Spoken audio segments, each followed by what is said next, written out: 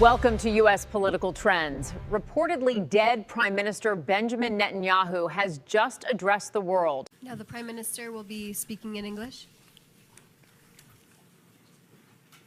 Welcome to the Foreign Press. First of all, I just want to say I'm alive, and you're all witnesses.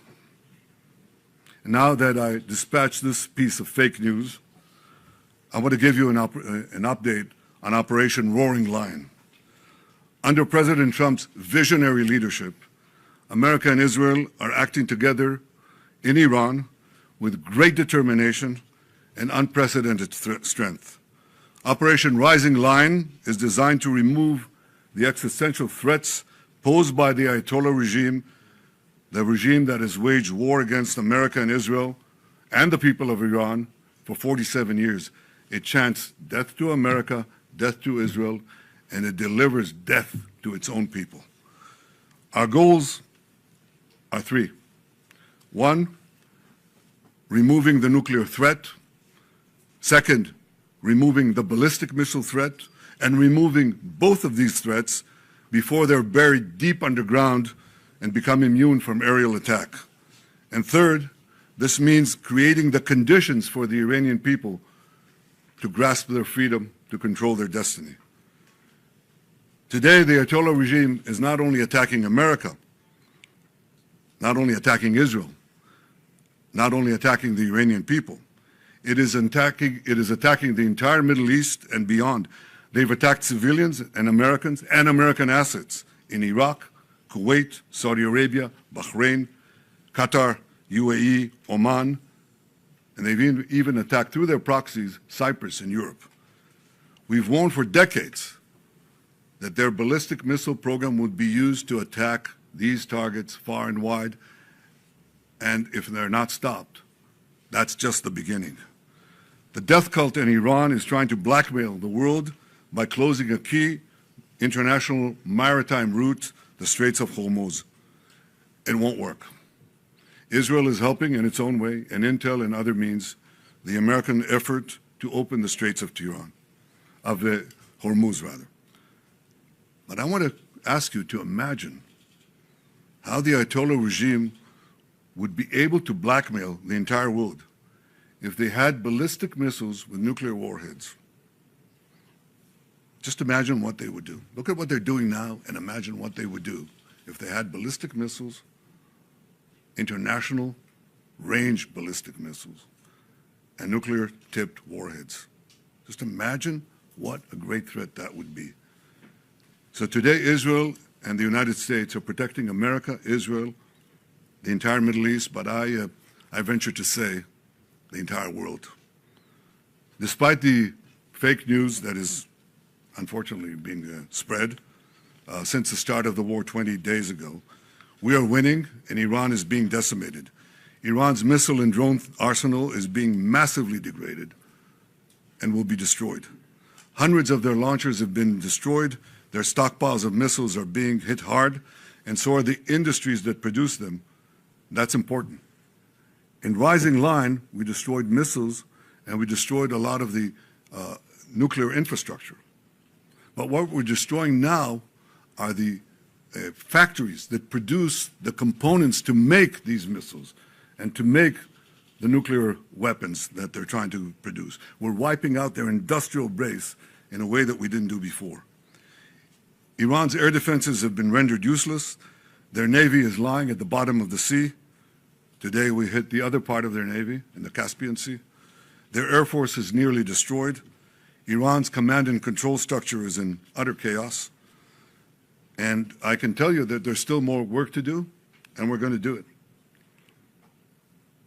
And I want to close these opening remarks with one other fake news, and that is that Israel somehow dragged the U.S. into a conflict with Iran. Does anyone really think that someone can tell President Trump what to do? Come on. President Trump always makes his decisions on what he thinks is good for America, and may I add, I think what is also good for future generations. In this case, those interests are absolutely clear, and so is the clarity of our achievements. together in close coordination with President Trump, close coordination between America and Israel, our militaries, our intelligence services, we're achieving goals in lightning speed. But I want to say another word. It's been said that for 40 years, I've been saying that Iran is a danger to Israel and a danger to the world. That is true. You know who else said that? President Trump. 47 years ago, when the Iranian thugs took over the American embassy, he said how dangerous this regime is. In his first term in office, he didn't need any convincing. He said the Iranian nuclear deal was the worst deal that he'd ever seen, and he walked out of it. Right before his second term, before he was reelected, I went to see him in Mar-a-Lago. The first thing he said to me was, "Bibi, we've got to make sure that Iran doesn't have nuclear weapons." He said that to me. I didn't say it to him. He didn't need any convincing there either. Now, why did he say that? Because for more than 4 decades, this regime, as I said in the beginning of my remarks, is chanting death to Israel, death to America. But they say Israel is only the small Satan standing in their way. The great Satan is the United States of America. And these ideological fanatics, these lunatics, define their raison d'etre, their reason for being, as wiping out Western civilization and America that leads it. They have claimed the lives, they've maimed and wounded thousands of Americans in Iraq and Afghanistan. They killed the American Marines in Beirut. They bombed your embassies. They tried to assassinate the American president, Donald Trump, not once, but twice. Now they blackmail for oil. Just imagine what they would do, what they're capable of doing, if these lunatics had nuclear weapons and the means to deliver them to every American city and every European city and everywhere around the globe. This is a danger for the entire world. It's certainly a danger for Israel. It's certainly a danger for America. We see eye to eye on that. President Trump and I, Israel and America. But I think if people are honest, if leaders are honest, they would understand that we're not only fighting our fight, we're fighting their fight. I speak to dozens of world leaders. Dozens. They all know that. And privately, they all say that. They say that privately, but I say it publicly. The world owes a debt of deep indebtedness to President Trump for leading this effort to safeguard our future. Thank Questions? you. We'll now take a few questions. The first question is from Zach Anders from Newsmax. Mr. Prime Minister, Zach Anders, Newsmax.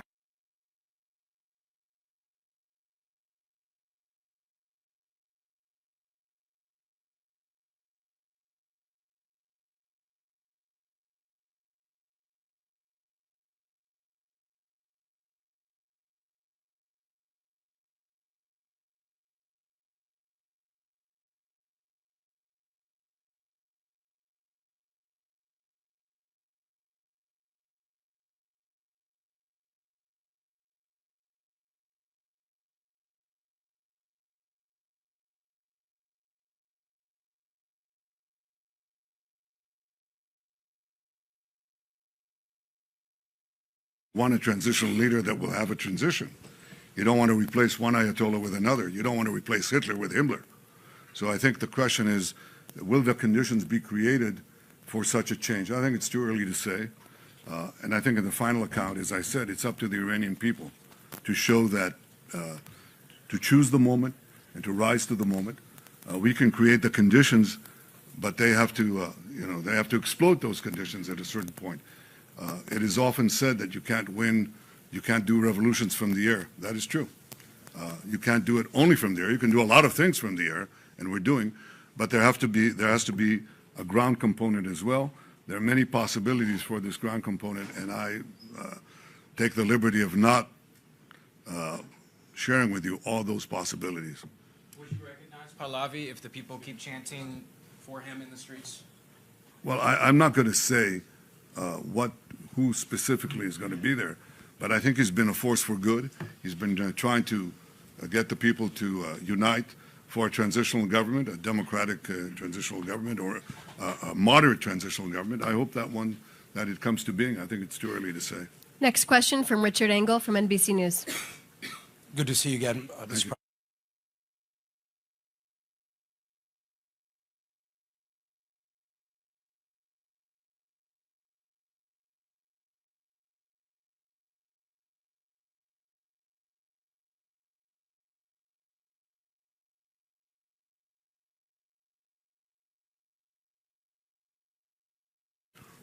Well, I think we have concrete goals, how to do it, how to end it. We want to, as I said, decimate the ballistic missile program, which we're doing, decimate the nuclear program, which we're doing.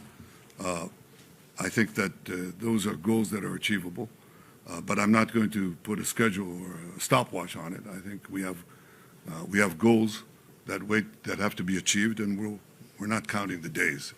But I will say this canard that we drag the United States into it is not just a canard. It's ridiculous.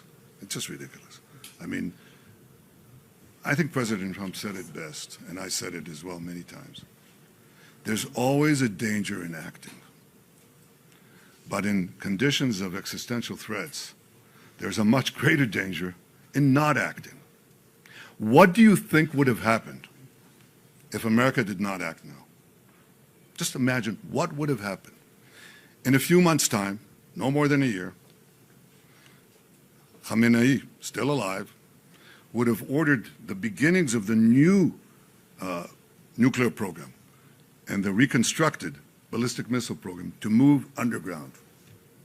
Now, it'll take them a little time, maybe a few years, but you can't reach those programs. And they develop intercontinental ballistic missiles, okay? That means missiles that can hit Chicago and New York and Florida and Texas and California. Oh, but they don't have it yet. That's what people said. Right, let's wait. Well, just let them do it, you know. Just wait and let them do it. You won't be able to do it. It's the last moment. No, it takes a little time. I mean, you had a few months to prevent them from doing it and to just decimate these industries and perhaps achieve this transitional government in Iran. So you'd sit back and you say, well, it's not going to happen in the next Thursday, so let's not act. I tell you that there's enormous risk in not acting, much greater risk than acting. And if you think that the oil markets are in trouble today, think of Iran with nuclear weapons and the means to deliver them. Then think of the blackmail that you would endure. I didn't exactly ask, however. Okay, we're going to go to the next question. No, I think it's only fair. This is a serious subject. What is the question? There's one question for, Yeah, go for ahead. Alfred. Go ahead. We don't have a lot of time. That's, Why don't this is the world? go ahead, ask. Of course, but you have There are, colleagues that oil, want to ask questions. there are oil fields around the world that are burning. Gas prices are going up. The war is popular here in Israel, is not popular with many Americans. So my question was, how do you see this ending? Not why, not even when. What do you imagine the day after? Well, we have achievable goals, and I'm not going to speak about the full battle plans that we have with the United States. We're well coordinated with them. I will say this, that once we achieve our goals, then I have argued, I think, and Americans understand this very well because we're real partners. I think that what has to be done is to have alternative routes. Instead of going through the choke points of the Hormuz Straits and the Bab el-Mandeb Straits, in order to have the flow of oil, just have oil pipelines, gas pipelines, going west through the Arabian Peninsula, right up to Israel, right up to our Mediterranean ports, and you've just done away with the choke points forever. That is definitely possible. So I see that as a real change that will follow this war. But I also see this war ending a lot faster than people think. I think you have to, in war, you have to grit your teeth. Churchill said that democracies suffer from the slumber of democracies, as he called it. And they only wake up, he said, they may wake up Only when they hear the gong, the jarring gong of danger is the way he put it. Well, you're hearing the jarring gong of danger.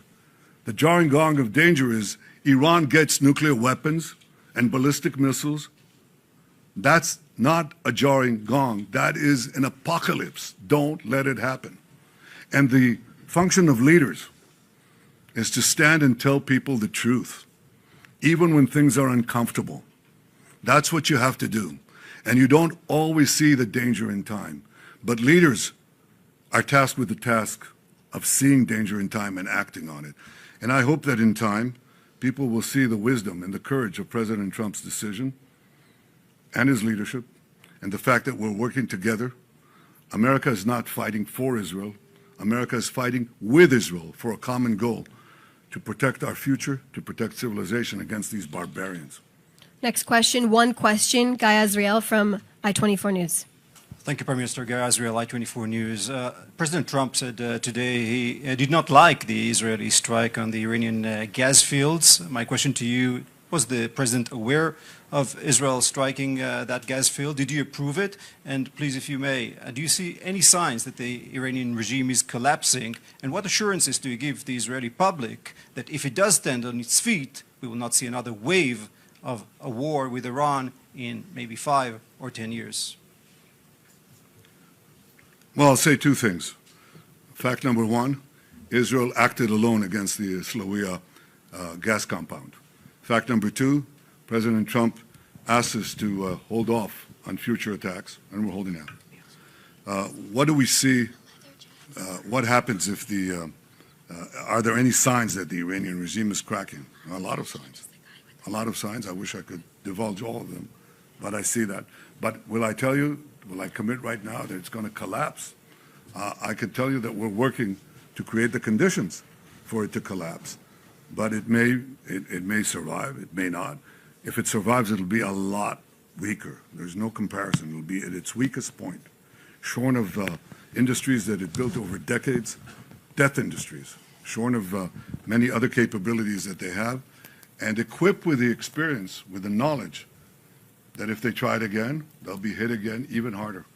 I cannot tell you of the technological developments that we are engaged in to anticipate this and other possibilities. But Israel has shown that it can do wondrous things. And in partnership with our American allies, we can do amazing things. Amazing things. As Pete Hegseth, the Secretary of War, said, these are the two most amazing air forces in the world. It's the two most amazing intelligence services in the world. It has the capabilities to confront these barbarians and to outstrip them, both in innovation and, when necessary, in lethality. It's directed, it's targeted lethality. It's going against the killers and as much as possible to avoid civilian casualties. We have those capacities. We're building them for the future. That is what safeguards the future. You know, if people want to be naive, that they don't see the kind of world we're living in. In this world, it's not enough to be moral. It's not enough to be just. It's not enough to be right, you know? One of the greatest writers of the 20th century, someone that I admire a lot, was the historian Will Durant. Now, he wrote many volumes. I read most of them. He also wrote The Lessons of History, very brief, 100-page book, in which he said, well, history proves that, unfortunately and unhappily, Jesus Christ has no advantage over Genghis Khan. Because if you are strong enough, ruthless enough, powerful enough, evil will overcome good. Aggression will overcome moderation. So you have no choice. If you look at the world as it is today, you have to be blind not to see that the democracies led by the United States have to reassert their will to defend themselves and to oppose their enemies in time while there's still time, before the jarring gong of danger wakes them up and wakes them up too late. This is where we are now. The fact that people don't see that, the fact that a lot of the news media harking on a lot of fake news, but also a lot of short-sightedness, and do not see the historic period and the historic struggle that we are engaged in now, doesn't obviate these truths. We have to be strong. We have to be armed. We have to be more powerful than the barbarians, or they will not be merely at the gate. They'll crash our gates and destroy our societies. That's what Israel is doing now with the United States. And I'm very proud of the fact that the Israeli people are standing strong, that the Israeli army is standing strong. We rose from October 7th.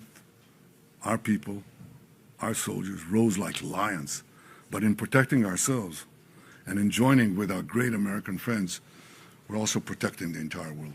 Thank you. Next question, Tom Burridge from ABC News. Hi, Tom Sufi Burridge, ABC News.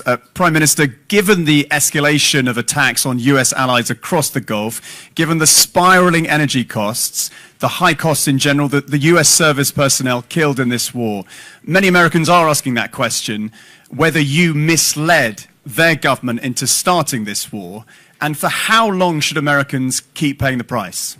Well, I misled no one, and I didn't have to convince President Trump about the need to prevent Iran from developing its nuclear program, putting it underground, and being able to launch nuclear-tipped missiles at the United States. He understood that.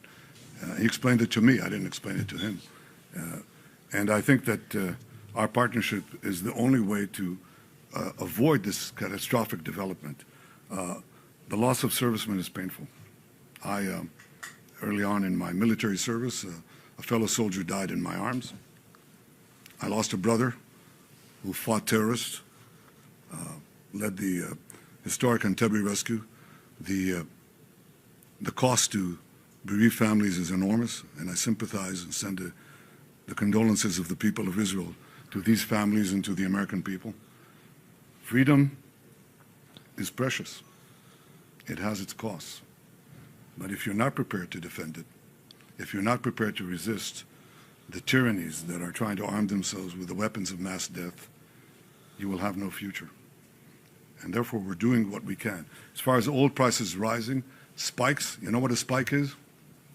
You know what a spike is? It goes up and goes down.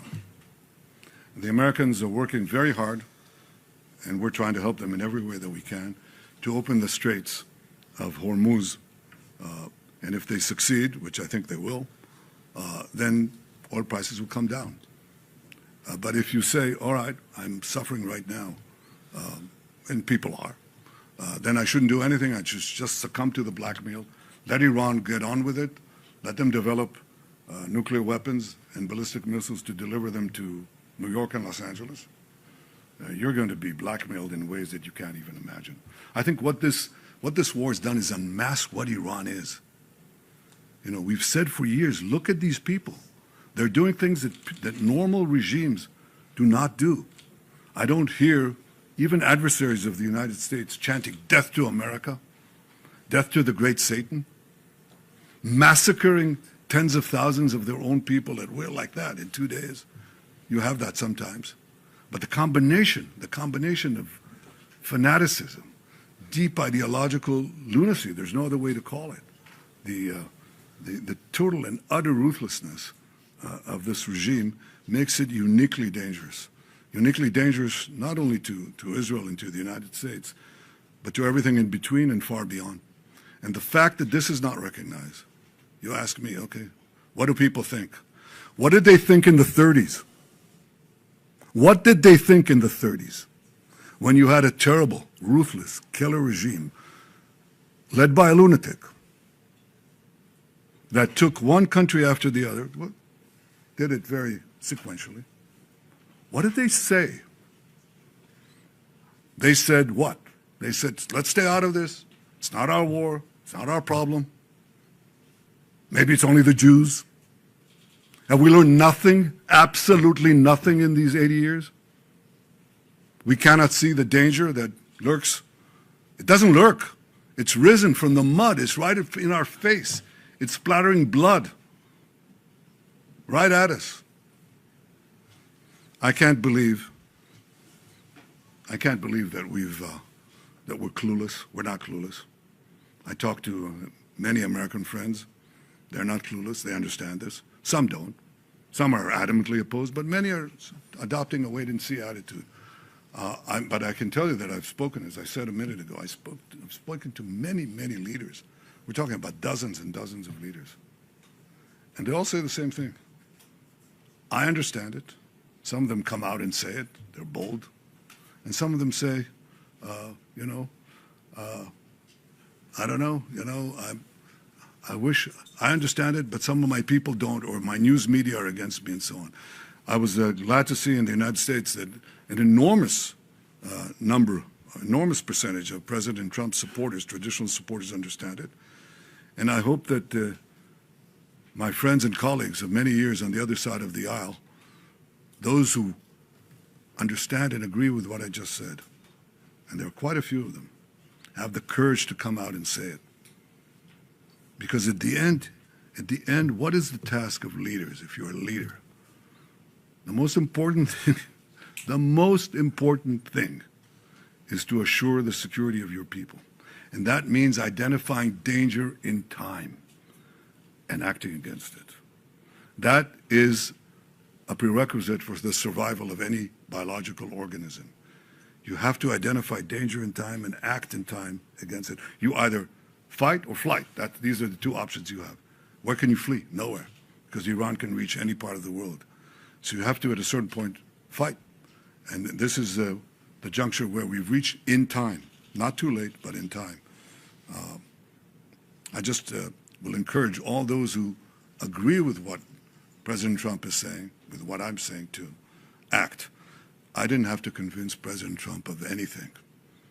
He didn't need any convincing. He acted as a great leader does to protect his country and to protect the future. Thank you. Next question. Alex Trayman from JNS. JNS, right behind you, yes. Mr. Prime Minister, Hezbollah has opened up another front against Israel, launching rockets against Israeli civilians. Now ground troops are inside Lebanon. Is there any hesitancy toward launching a full ground operation to eradicate Hezbollah? And what would eradicating Hezbollah do to transform Israel-Lebanon relations and the greater Middle East? Look, Alex, I can't divulge our battle plans. Obviously, Hezbollah is not what Hezbollah had been. I said in my opening remarks in Hebrew that they were talking about 150,000 rockets and missiles that they had, ballistic missiles. They had thousands of Ridwan terrorists right next to our fence underground, ready to invade. We knocked them back. We destroyed the bulk of their missile capacity in 6 hours. We knocked out Nasrallah. We destroyed all the Hamas, or rather all the Ridwan infrastructure right next to our border. We now have a security corridor, a security zone that is there that prevents this kind of invasion. And we have plans for the future. Obviously, our number one effort is geared towards Iran. If the regime goes, you know that Hezbollah goes. But in any case, we're devising our plans in such a way that we could remove this threat as well. Thank you. Final question from Jeremy Diamond at CNN. Mr. Prime Minister, Jeremy Diamond, CNN. Nice to see you. You've assassinated Iran's supreme leader and dozens of other senior Iranian officials. The result of that so far has been the appointment of a new supreme leader considered to be even more hardline than his father.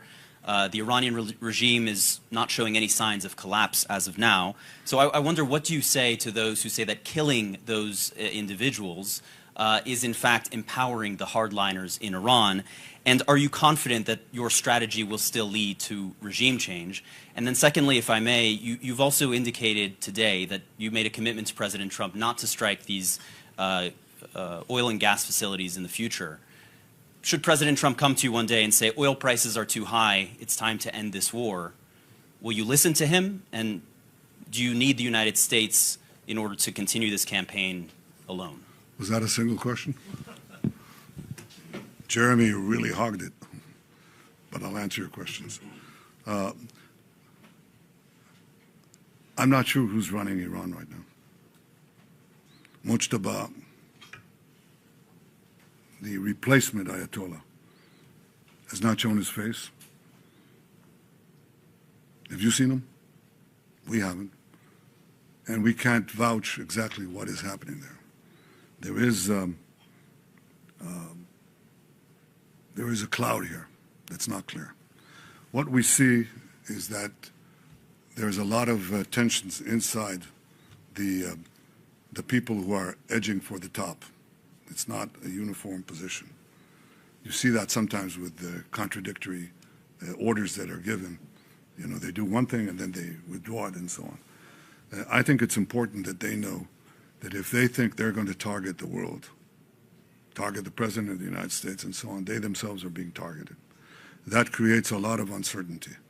We've found that that can have an effect. The removal of Nasrallah has never been really been replaced, because some people are not replaceable. I think the authority and the hold that Khamenei has had is not going to be translated to anyone, not to Mujtaba if he's there, and not to anyone else.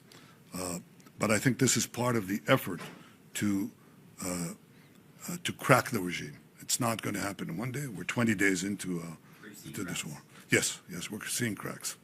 We're seeing cracks, and we're trying to propagate them as fast as we can. Not only in the top command, we're seeing cracks in the field. You know, it's sort of like a hollowed out, rotten piece of wood that's holding on the outside, but there's a lot of rot inside. We're seeing some defections. We're seeing fear and trepidation in the IRGC units that are manning the ballistic missiles. You know why? Because they're afraid to die. They're not all suicidal. In fact, most of them are not. So we're seeing cracks, but we're going to hit them again and again. The minimum thing we want to do is, again, erase the industrial capacity that they had to produce these weapons. They'll have to build it from a start, and that's very hard. It's very hard to do underground, too. So they're not going to be able to just take the pieces and move them below the earth. It's going to be a lot harder for them. But ideally, if it cracks enough, and with some other things that I won't get into, yes, the regime could change. Is it guaranteed? No. And is it up to the Iranian people in the final accounting to make use of the conditions that we're doing in weakening this regime? We'll see. I cannot tell you. They're very brave, by the way. I don't come and criticize them in any way. I think they're very brave. I think they've suffered enormously. And the question is, will we have a meeting ground between the weakening of the regime and the rising of the people in many ways that could develop? We'll see. On the oil and gas questions, I can only tell you this. Look, I don't think any two leaders have been as coordinated as President Trump and I. He's the leader. I'm, his ally. America is the leader. Israel is, as the National Security Memorandum described us, I think a month ago, 6 weeks ago, I think, something like that. They called Israel the model ally. That's how they call it, the model ally. It's not a superpower, but America is seeking around the world, and you hear it from the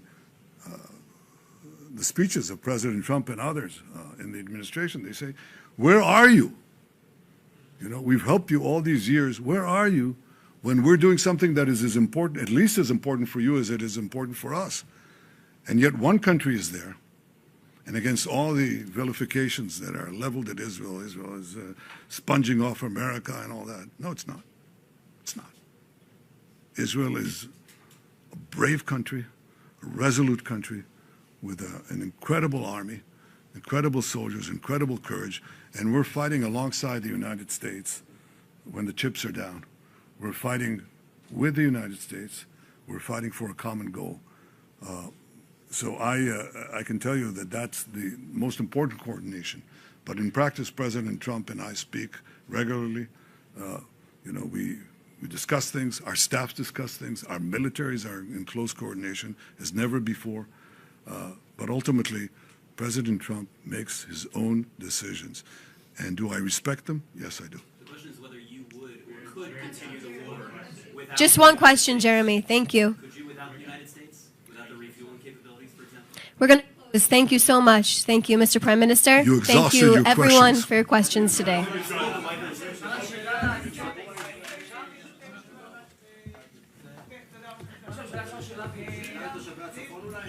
Thank you, everyone. תושבי הצפון הם גיבורים. תושבי הצפון עומדים כרגע במעמסה הקשה. כל אזרחי ישראל עומדים במעמסה קשה. אבל הם עומדים במעמסה קשה במיוחד, משום שזמן ההתראה שלהם הוא הכי קצר. ואנחנו מתכוונים לעזור להם בכל דרך, אבל בסוף העזרה הכי גדולה זה להרחיק ולהסיר את האיום, ואנחנו לא נוותר על זה. Thank you so much. ואנחנו לא We're נוותר going to על be זה. concluding now. תודה רבה Thank you, לכם. Mr. Prime Minister. Thank you.